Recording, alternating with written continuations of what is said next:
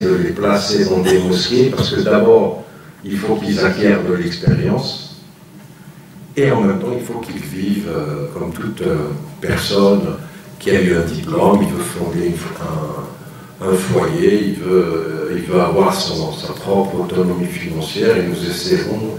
Ce n'est pas facile. Nous avons 2600 lieux de culte en France, mais les 2600 lieux de culte, malheureusement, sont dans des situations financières difficiles. Mais il faut absolument que nous puissions faire en sorte que les imams puissent trouver leur cadre pour pouvoir travailler. C'est pour ça que je remercie M. le Président du Conseil national des imams d'être à nos côtés aujourd'hui, parce que moi je fonde beaucoup d'espoir sur ce conseil.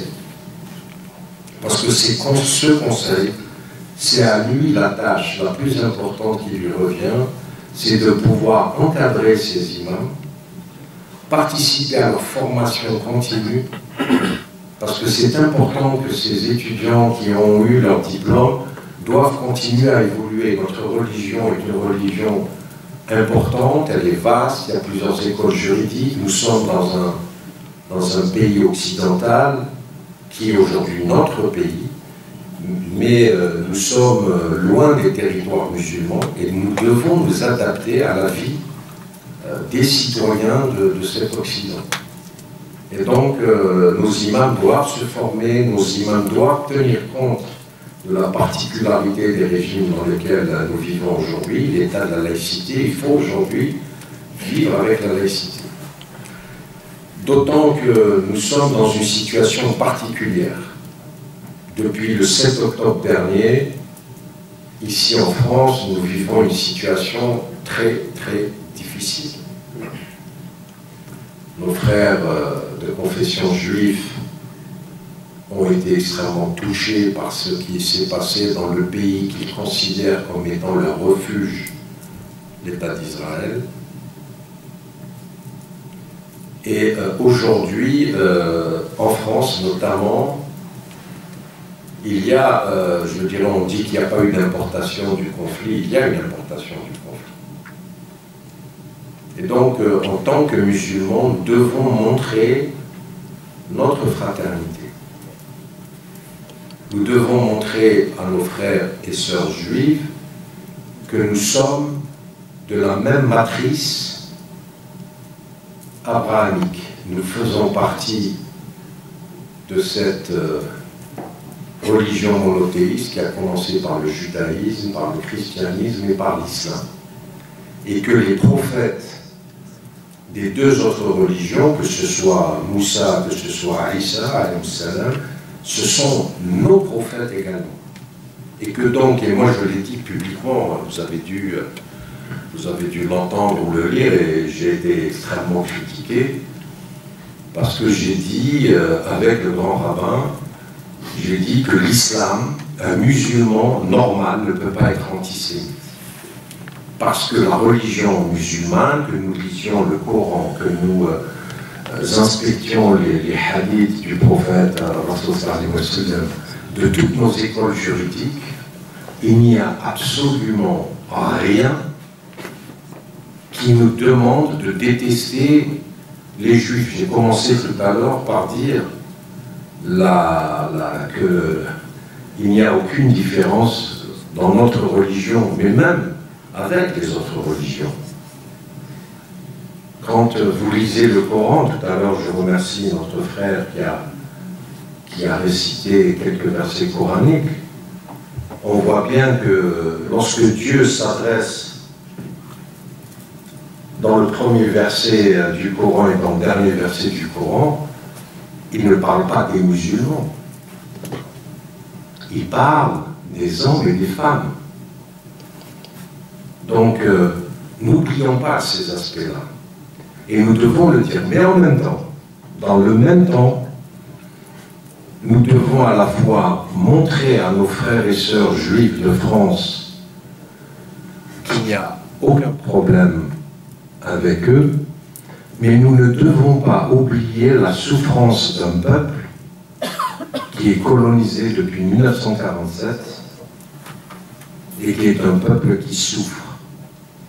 nous ne devons pas oublier le peuple palestinien. Et à la Grande Mosquée de Paris, je remercie nos imams qui ont fait des prêches rappelant que la souffrance du peuple de Gaza est une souffrance qui nous atteint à tous. Ce n'est pas normal aujourd'hui. Et moi, je l'ai dit au président de la République, que ce n'est pas normal qu'ici en France, les musulmans sont devenus le prétexte à tout ce qui se passe. Dès qu'il y a un problème, c'est à cause de nous.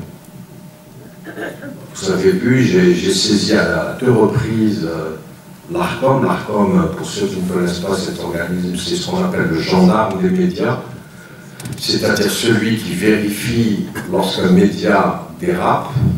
Je l'ai saisi à 2 reprises pour lui dire qu'il était anormal que des médias français, du matin jusqu'au soir, n'ont pour cible que de dénigrer, d'injurier notre religion et les musulmans. Alors c'est en train d'être entendu. Il y a eu, il y a à peine 2 jours, une grande polémique.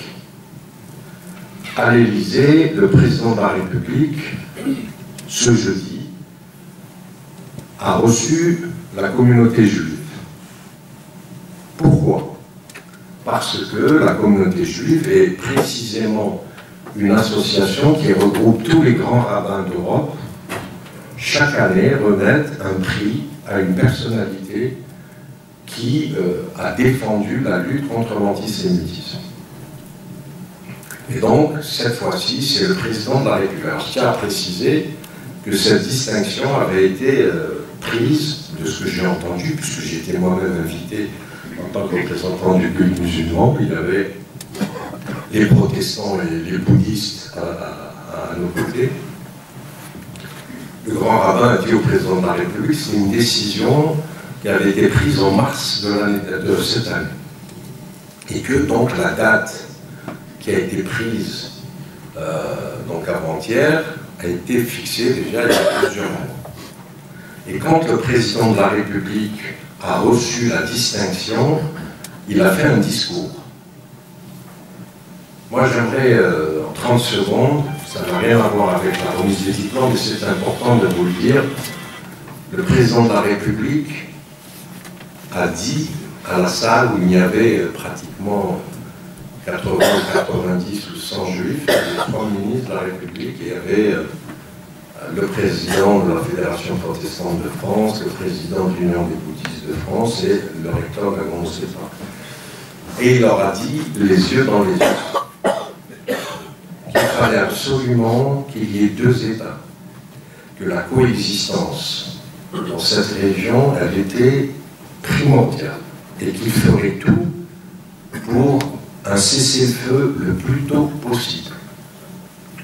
Qu'il a tenu à ce que la trêve soit respectée pendant encore quelques jours et qu'il y allait avoir des sanctions par les autorités françaises contre les colons israéliens en Cisjordanie. Et il a dit qu'il est inacceptable qu'en France on puisse hiérarchiser les victimes. Il n'y a pas que d'un côté on pleure pour des victimes et que les autres, en parlant de, sans le dire directement, mais en parlant des enfants de Gaza, certains ont dit que c'était des dégâts collatéraux. Il a eu un discours extrêmement ferme. Et donc, après, il y a eu effectivement, le grand rabbin a allumé la bougie, la première bougie, puisque c'était jeudi que commençait la fête de Hanouka. Donc en fait, les médias se sont emparés d'un événement qui est important. Mais moi j'ai assisté déjà à plusieurs cérémonies. Nous-mêmes, nous avons reçu des ministres, le président de la République, il est venu à la mosquée de Paris, il n'a pas le droit. Encore une fois, la laïcité, ce n'est pas la négation de la religion. Ce n'est pas la négation de la religion, qu'elle se cache ces religions-là en France? Non. Et donc, lorsqu'un président de la République vient à la mosquée de Paris, on l'a entendu, ouais, c'est pas bien, c'est pas normal, etc. Mais il est venu. Le ministre de l'Intérieur, il est venu l'année dernière pour un iftar. Il a participé à un iftar à la grande mosquée de Paris. Là aussi, oui, le ministre de l'Intérieur, il est algérien. D'un coup, il se rappelle que Moussa, Gérald Darmanin, c'est devenu un Algérien. Enfin, il faut en entendre de tout. Mais c'est le ministre de l'Intérieur, il est chargé des cultes, il a tenu à venir à la grande mosquée de Paris. Il est venu à peine, il y a le 11 novembre, il est venu. Il a déposé une gerbe pour les soldats qui sont morts pour ce pays, des soldats musulmans.